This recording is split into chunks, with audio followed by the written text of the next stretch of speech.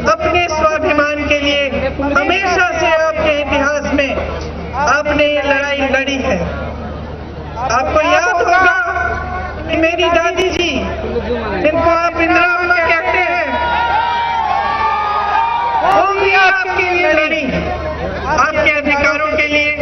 आज उनका जन्मदिन है, उनको याद करते हुए ये बात याद आती है कि उनके दिल में आपके आदिवासी संस्कृति के लिए, आदिवासी समाज के लिए कितनी श्रद्धा थी। हमेशा कहती थी कि आपकी जो संस्कृति है वो दुनिया की सबसे अच्छी संस्कृति है, क्योंकि वो कहती थी कि आपकी संस्कृति सिखाती है कि जल का, जंगल का, जानवर का, जमीन का, सबका सम्मान करते हुए ही आगे बढ़ सकते हैं। उन्होंने आपकी समस्याओं को बहुत गहराई से समझा। जो बुजुर्ग बहनें हैं यहाँ, उनको याद होगा, वो आती बहुत थी यहाँ से, तेलंगाना से संसद सदस्य भी रही। जिस समय उनकी हत्या हुई थी, उस समय यहीं से, तेलंगाना से ही वो संसद सदस्य थी। तो आपको याद होगा कि किस तरह से आपकी समस्याओं को समझने की कोशिश करती थी और क्या किया उन्होंने आपके लिए। 60 लाख एकड़ जमीन की पट्टे दिए, आपको जमीन पर अपना जो अधिकार था उसको पहचान कर आपको फिर से वो अधिकार दिया। वो जानती थी कि ये जमीन आपकी है, इसीलिए उन्होंने ये पट्टे दिलवाए। इंटीग्रेटेड ट्राइबल डेवलपमेंट की एजेंसियां बनाई, ट्राइबल सब प्लान में लाखों पैसा कानून लागू कराया, जिसमें आपको अपने ऊपर स्वशासन का अधिकार मिला। आप ये कानून बना कि आपकी जमीन कोई और नहीं ले सकता। ये काम इंदिरा जी ने किया था। इंदिरा जी के बाद कांग्रेस की सरकार ने फॉरेस्ट राइट्स एक्ट लागू किया। इससे भी आपको जंगलों पर अपना अधिकार वापस मिला। देखो, एक सोच होती है। आप भी इंदिरा जी को याद करते हैं। 40 साल गुजर गए जब से इंदिरा जी की हत्या हुई, लेकिन आज भी गांव-गांव में, पूरे आपके प्रदेश में खास तौर से, लेकिन पूरे देश में इंदिरा जी को जहां भी हम जाते हैं उनको लोग याद करते हैं। कई बार मुझे भी लगता है कि कैसी शख्सियत होंगी कि मैं किसी छोटे से गांव में, दूर इलाके में चली जाती हूँ और वहां भी मुझे कोई कहता है कि जब आपकी दादी जी आई थी तो हमारी दादी जी ने उनके लिए खीर बना के दी थी। तो इस तरह की जो यादें हैं, जो पूरे देश की जो जनता की यादें हैं, वो अभी भी ताजा है, अभी भी जिंदा है। तो मैं आपसे पूछना चाहती हूँ कि जब आप इंदिरा जी को याद करते हैं तो क्यों याद करते हैं? बहुत सारे नेता आए गए, बहुत सारे नेताओं ने आपके लिए काम किया, उनको इस तरह से आप क्यों याद करते हैं कि आज भी आप उनको इंदिरा अम्मा कहते हैं? इसकी वजह है, वजह यह है कि जितना प्यार आपने इंदिरा जी को दिया, उतना प्यार इंदिरा जी ने आपको भी दिया। जितना सम्मान आपने उनको दिया, उतना ही सम्मान उन्होंने आपको दिया। जितनी श्रद्धा आज भी आपके दिलों में उनके लिए है, उतनी ही श्रद्धा उनके दिल में आपके लिए होती थी। तो एक रिश्ता था आपके और उनके बीच में, और उस रिश्ते के आधार पर उन्होंने काम किए, उस रिश्ते के आधार पर उन्होंने राजनीति की, उस रिश्ते के आधार पर उन्होंने आपका विकास किया।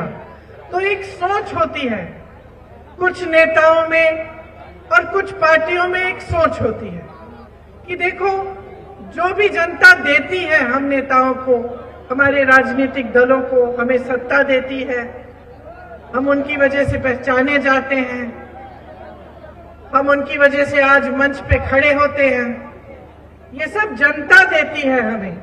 और एक सोच होती है जो एक राजनीतिक पार्टी की सिद्धांतों के समय की तरह से गड़ी होती है नेताओं के दिलों में, नेताओं के दिमाग में।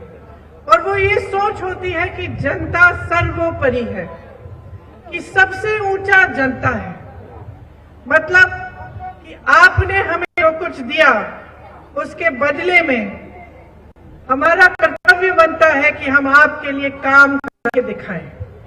और इसका मतलब है कि एक विजन हो हमारा कि तेलंगाना को किस तरह से आगे बढ़ाएं, कि आपके आदिवासी समाज को किस तरह हम आगे बढ़ा सकते हैं, आपको मजबूत कैसे बना सकते हैं।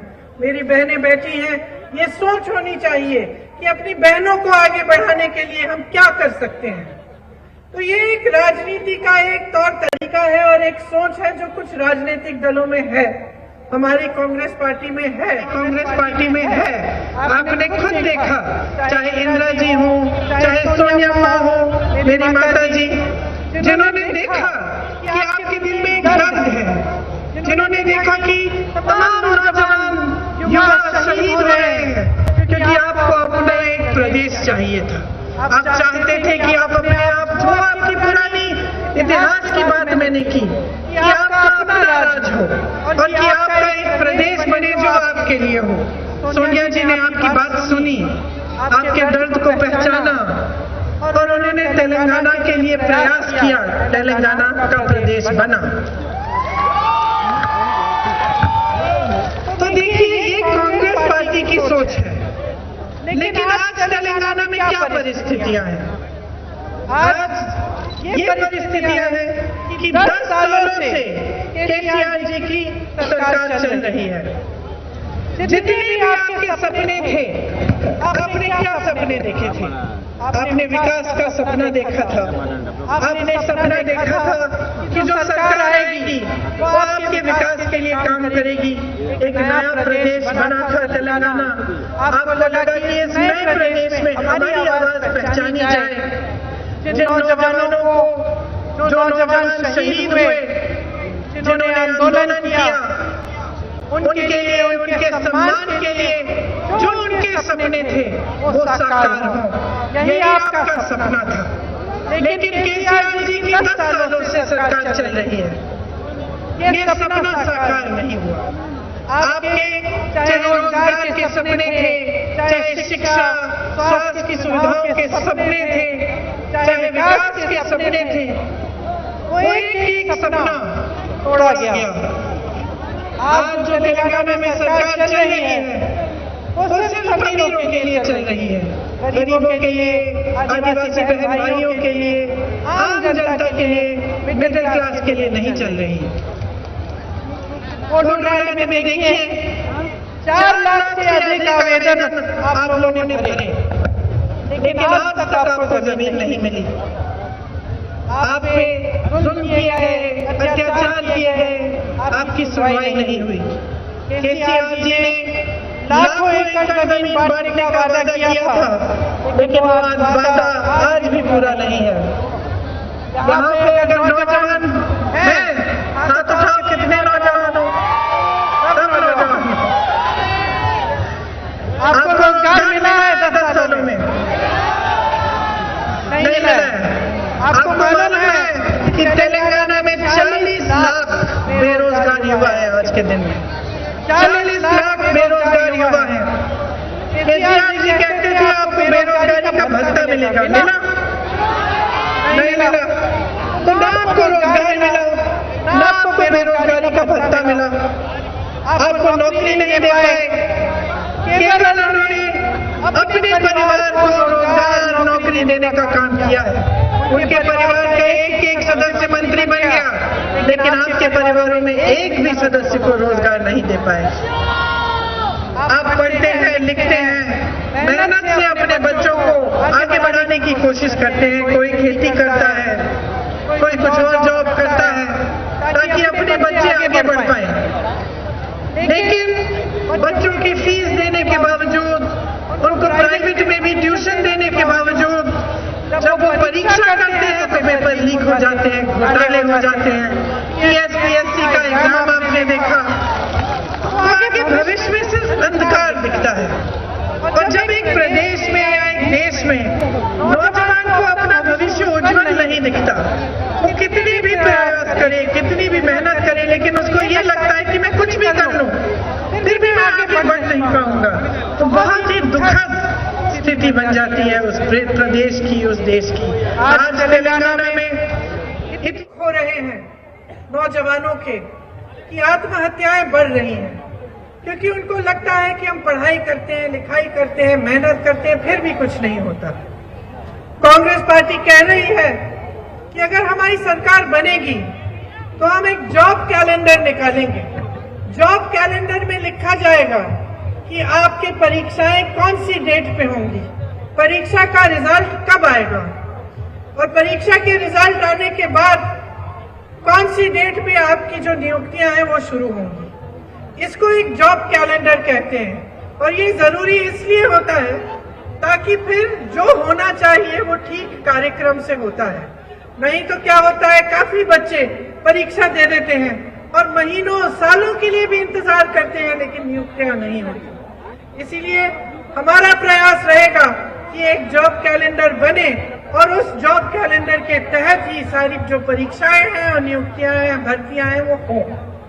इसके अलावा हम कह रहे हैं कि हम 2 लाख रोजगार देना चाहते हैं, और खास तौर से जो नौजवान शहीद हुए थे आपके तेलंगाना के आंदोलन में, उनके परिवारों को कम से कम एक रोजगार दिलवाया जाएगा। युवा साथियों, एक बात सुन लीजिए, आपको जॉब चाहिए ना, तो इसके लिए एक कंडीशन भरना पड़ेगा कि आप केसीआर और केटीआर को आप जॉब मत दो। अगर आपको जॉब चाहिए तो आपको सरकार बदलनी पड़ेगी। आज पूरे प्रदेश में किसान परेशान है।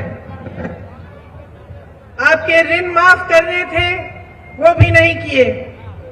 किसान की भी ये परिस्थितियां हैं नौजवानों की तरह कि वो बहुत ही परेशान है।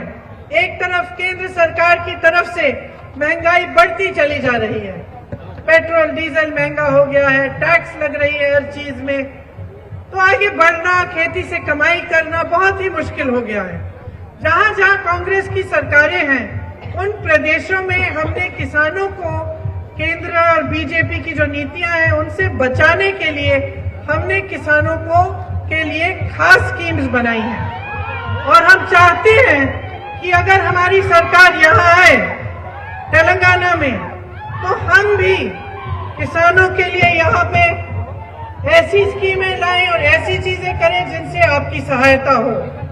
2 लाख रुपए तक हम फसल ऋण माफ करना चाहते हैं, और अगर 3 दिसंबर को हमारी सरकार आई तो कांग्रेस पार्टी कहती है कि आपके कर्ज माफ करने का काम शुरू हो जाएगा। कई लोगों के पास भूमि के रिकॉर्ड नहीं है। केसीआर जी ने धरनी पोर्टल शुरू किया था, आप सबको मालूम होगा। उस समय कहा था कि उसमें रजिस्ट्रेशन का काम होगा, लेकिन बाद में पता चला कि इसका गलत इस्तेमाल हो रहा है, और आपसे उस पोर्टल के जरिए काफी जमीनें छीनी गई। इस तरह की चीजों को बंद कराना और आपके लिए सही काम, सही तरह से स्कीमें बनाना, ये कांग्रेस करेगी। कांग्रेस पार्टी ये भी कह रही है कि जब हमारी सरकार बनेगी तो आपको एमएसपी की गारंटी मिलेगी। धान के लिए आपको 2500 रुपए मिलेंगे, सोयाबीन के लिए 4400 रुपए, मक्के के लिए 2200 रुपए, गन्ना के लिए 4000 रुपए, अरहर के लिए 6700 रुपए और कॉटन के लिए 6500 रुपए। ये सब काम हम आपके लिए करना चाहते हैं। आजकल आपके प्रदेश में बहुत घोटाले हो रहे हैं। कालेश्वरम परियोजना में आपने देखा कि कितना बड़ा घोटाला हुआ। मिशन भागीरथ में भी घोटाला हुआ। बड़े बड़े जितने भी प्रोजेक्ट्स हैं उसमें कमीशन खा खा के इस सरकार ने आपको लूटा है। देखिए, सरकार का ना कोई पैसा नहीं होता। जो सरकार का पैसा होता है वो जनता का पैसा होता है। जनता की संपत्ति होती है जो सरकार जनता के लिए इस्तेमाल करती है। और जब ऐसी सरकार आती है कि आपके जो पैसे हैं, आपकी संपत्ति वो लूटती है और आपको नकारती है, आपके लिए काम नहीं करती, तो आपको एकदम सावधान होना चाहिए। देखिए, जो बीजेपी की सरकार है केंद्र में, उसने क्या किया? जो देश की संपत्ति है, बड़े बड़े हवाई अड्डे हैं, बंदरगाह हैं, जितनी भी देश की सरकारी बड़ी बड़ी कंपनियां हैं, वो अपने बड़े बड़े उद्योगपति दोस्तों को दे दिए। जो कर्ज बड़े बड़े उद्योगपतियों के थे, उनको हजारों करोड़ों में माफ कर दिया। लेकिन जब किसान के कर्ज की माफी की बात आई तो उन्होंने कहा कि पैसे नहीं है। जब सरकारी कर्मचारियों के पेंशन की बात आई तो उन्होंने कहा कि हमारे पास पुराने पेंशन के लिए पैसे नहीं है। उसी तरह से जो तेलंगाना में सरकार चल रही है, उसने आपका पैसा लूटा और आपके लिए अच्छी अच्छी स्कीम बनाकर जमीन पे उन स्कीमों को लाकर आपकी सहायता करने के बजाय आपको लूटा। तो आपको समझना पड़ेगा कि 10 सालों में जो भी हुआ है तेलंगाना में, sand mafia, land mafia, wine mafia, mine mafia, सबको सरकार ने उन संरक्षण दिया, फूलने फलने दिया। लेकिन यहाँ का किसान, मजदूर, नौजवान, यहाँ की बहनें आपको आगे बढ़ाने का काम नहीं किया। आपको ठीक तरह से सोच समझकर अब आगे बढ़ना पड़ेगा। या तो आप अपने प्रदेश में 10 साल, 5 साल और यही 10 साल का राज लाओ, जिसने आपके लिए कुछ किया नहीं, जिसमें आपने सिर्फ लूट देखा, सिर्फ केसीआर जी के परिवार का विकास देखा, सिर्फ ये देखा कि जितने भी बड़े बड़े नेता हैं वो अपने महल बना रहे हैं, उनका अच्छा अच्छा जीवन गुजर रहा है, लेकिन आप तरस रहे हैं, आप परेशान हैं। तो अगर आप ये सब खुद अपनी आंखों से देख रही हैं और आपका अपना अनुभव है कि आपका जीवन वही का वही रहा है, आपकी तरक्की नहीं हो रही है, तो आप बदलाव लाएंगे। तो आप ये प्रयास करेंगे कि इस चुनाव के बाद एक ऐसी सरकार आए जो आपके लिए काम करे। आप देखिए, मोदी जी यहाँ आते हैं, वो कालेश्वरम के घोटाले के बारे में बात नहीं करते, सिंचाई के घोटाले के बारे में बात नहीं करते, शराब के घोटाले के बारे में बात नहीं करते, लेकिन वो कांग्रेस के नेताओं के घर में अपनी बड़ी बड़ी एजेंसी ईडी, सीबीआई भेज देते हैं कि जाइए जांच करिए। लेकिन जो घोटाले यहाँ हुए हैं, जिनसे आपके पैसे लूटे गए हैं, उनके बारे में, जांच करने के बारे में उन्होंने कुछ नहीं न कहा और न किया। बीजेपी और केसीआर जी मिले हुए हैं। आपको ये बात अच्छी तरह से समझनी पड़ेगी। देखिए, जब भी पार्लियामेंट में कोई बिल आती है तो केसीआर जी की पार्टी बीजेपी के साथ में उसके लिए, उनकी सहायता करने के लिए वोट देती है। समझ लीजिए, जब काले कानून आए थे किसानों के लिए, तब बीआरएस ने बीजेपी के साथ उन कानूनों को वोट दिया पार्लियामेंट में। उनके साथ साथ ओवैसी जी भी हैं। ओवैसी जी हर प्रदेश में, अलग अलग प्रदेशों में चुनाव लड़ते हैं। और मेरी बात ध्यान से सुनिए, कहीं पे 90 सीट लड़ेंगे, कहीं पे 50 सीट लड़ेंगे, कहीं पे 40 सीट लड़ेंगे। तो तेलंगाना में 9 सीट क्यों लड़ रहे हैं? यहाँ पे तेलंगाना के प्रदेश में ओवैसी जी बीआरएस की मदद करते हैं और केंद्र में, दिल्ली में बीजेपी की मदद बीआरएस करती है। तो इन तीनों की अच्छी सी मिली भगत है। आप बीजेपी को वोट दोगे तो इसका मतलब है आप बीआरएस को वोट दे रहे हो। आप एमआईएम को वोट देंगे तो इसका मतलब है कि आप बीआरएस को वोट दे रहे हो। तो आप अच्छी तरह समझ लीजिए, बीजेपी, बीआरएस और एमआईएम साथ साथ नाटू नाटू कर रहे हैं। कांग्रेस पार्टी ये कह रही है कि तेलंगाना के लिए हमारी 6 गारंटी हैं।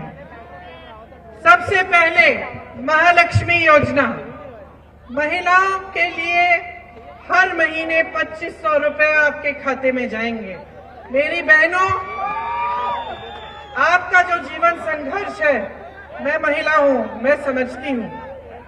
आप संकटों का सामना करती हैं, आप खेतों में भी काम करती हैं, आप जॉब भी करती हैं, नौकरी भी करती हैं, लेकिन पूरा घर का काम आप संभालती हैं, पूरे समाज का बोझ आप संभालती हैं, लेकिन समाज आपकी सहायता कम करता है। इसीलिए हम पहचानते हैं कि सारा बोझ समाज का आप उठा रही हो। आप बच्चों की परवरिश करती हो, अपने बच्चों के लिए जी जान दे दोगी। जिस दिन आपके घर में कमाई का पैसा नहीं आता, आप नहीं खाओगी, लेकिन अपने बच्चों को जरूर खाना खिलाओगी किसी न किसी तरह से, है कि नहीं? हम ये समझते हैं बहनों, इसीलिए हमारी पार्टी चाहती है कि आपके जेब में, आपके पास थोड़े से पैसे डायरेक्ट आपके पास आए। तो हम कह रहे हैं कि आप खाता जब खोलेंगे तो 2500 रुपए जब हमारी सरकार बनेगी आपके खातों में डायरेक्ट डाला जाएगा हर महीने, ताकि आपके पास कुछ हो जिससे आप भी अपने पैरों पे खड़े हो पाए। 500 रुपए में आपको सिलेंडर दिया जाएगा। और जो बस यात्रा है पूरे प्रदेश में, आपको मालूम होगा कि कर्नाटका में जब कांग्रेस की सरकार आई तो तब से ही पूरे कर्नाटका में जब एक महिला को बस से यात्रा करनी पड़ती है तो उसको बस यात्रा मुफ्त में मिलती है। हम चाहते हैं कि तेलंगाना में भी हम ये काम करेंगे। दूसरी हमारी गारंटी रायतु भरोसा, किसानों को सालाना 15,000 रुपए दिए जाएंगे, कृषि मजदूरों को 12,000 रुपए दिए जाएंगे सालाना, और धान पर 500 रुपए पर प्रति क्विंटल आपको बोनस मिलेगा। तीसरी गारंटी गृह ज्योति, 200 यूनिट बिजली आपको फ्री मिलेगी। और ये बहुत जरूरी है भाई और बहनों, आपको 24 घंटे आपको बिजली हम दिलवाएंगे, मतलब 24 घंटे आपके घरों में बिजली आएगी।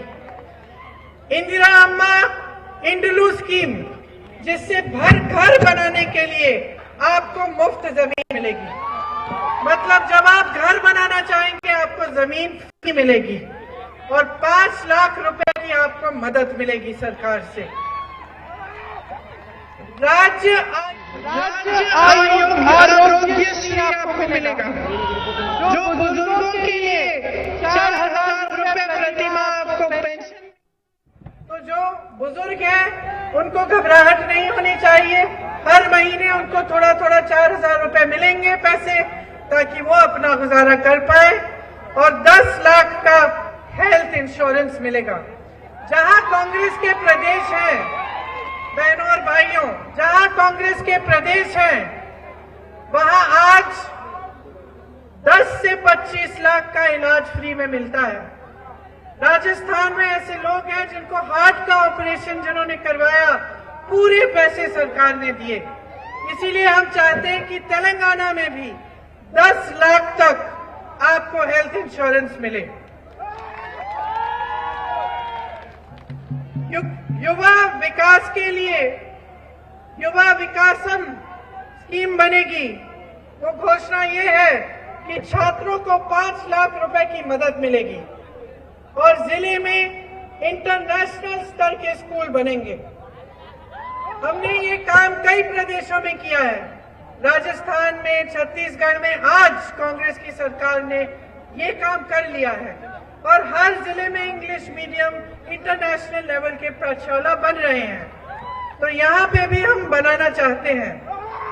अम्बेडकर अभय स्तंभ स्कीम के जरिए हम एसटी और एससी परिवारों को 12 लाख रुपए दिलवाना चाहते हैं।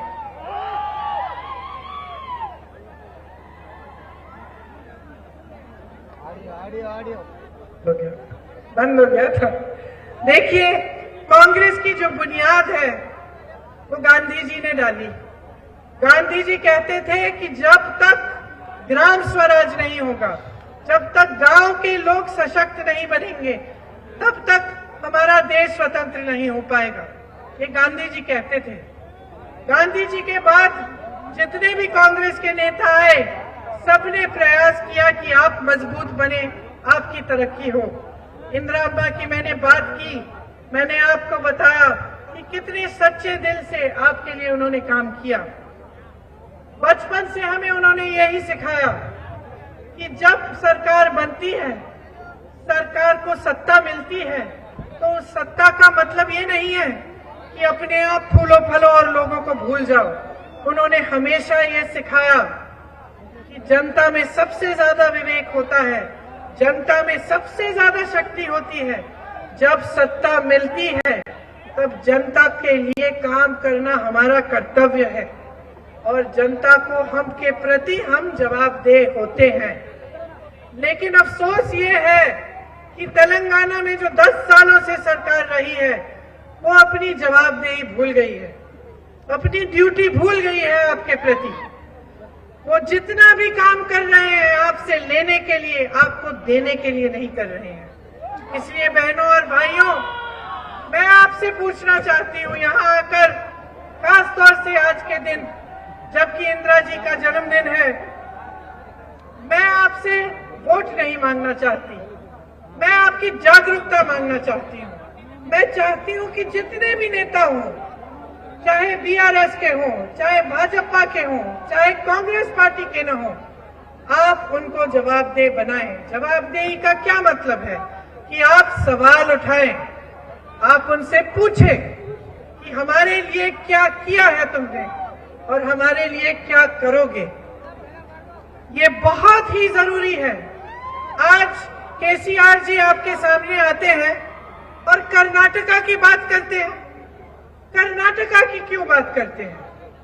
जब हम ऐसे प्रदेश में जाते हैं जहां हमारी सरकार है, मान लो हम छत्तीसगढ़ जाते हैं प्रचार करने के लिए, तो गर्व से वहां मंच पे खड़े होकर हम कहते हैं कि देखो बहनों और भाइयों, 5 सालों में हमारी सरकार ने आपके लिए कितना काम किया। हम कहते हैं देखो हमने काम किया, इस काम के आधार पर वोट दो। केसीआर जी आते हैं, कहते हैं कि कर्नाटका में ये हो रहा है, कर्नाटका में कांग्रेस सरकार ऐसा कर रही है। आपके सामने ये क्यों नहीं कहते कि देखो भाई और बहनों, हमने 10 सालों में तेलंगाना की कितनी तरक्की की है, उस तरक्की के आधार पर हमें वोट दो। क्योंकि कह नहीं सकते बहनों और भाइयों, कह नहीं सकते, क्योंकि उन्होंने आपके लिए सच्चाई से, सच्चे दिल से काम नहीं किया। इसीलिए आज मैं आपकी जागरूकता मांग रही हूं, मैं मांग रही हूं कि आप सवाल उठाएं। आज जो घोषणाएं मैं करके जा रही हूं, अगर हमारी सरकार आती है और अगर 5 सालों में हमारी सरकार ने इन घोषणाओं को पूरा नहीं किया, तो आप हमें भी जवाबदेह बनाओ, आप हमें भी बदल डालो। लेकिन आज आपका प्रदेश एक ऐसी मोड़ पे आ चुका है, ऐसी मोड़ पे आ चुका है कि अगर आप बदलाव नहीं लाएंगे तो आप इसी खाई में और 5 साल रहेंगे जिस खाई में आज है। आप यही तमाशा देखते चले आएंगे कि भाषणों में बड़ी बड़ी बातें, बड़े बड़े घोषणाएं और असलियत में धरातल पे सिर्फ घोटाले, सिर्फ भ्रष्टाचार और सिर्फ अपना स्वार्थ साधने की बात हो रही है। इस तमाशे को आप बंद कर दीजिए। बहुत देख लिया है आपने, बहुत सुन लिया है। अब आपको चाहिए एक ऐसी सरकार जो आपके लिए काम करे। इसीलिए जागरूक बन के, सोच समझ के अपने अनुभव को देखो। 10 सालों में आपकी तरक्की हुई है कि नहीं हुई है? बताओ मुझे। हुई है? विकास हुई है? विकास हुआ है? रोजगार मिले हैं? नई नई पाठशाला, स्कूल बने हैं? मेरी बहनें आप आगे बढ़ी हो? किसान की सहायता हुई है? नहीं हुई ना? तो आपकी जागरूकता आपको क्या बताती है कि आपके लिए 10 सालों में काम नहीं हुआ।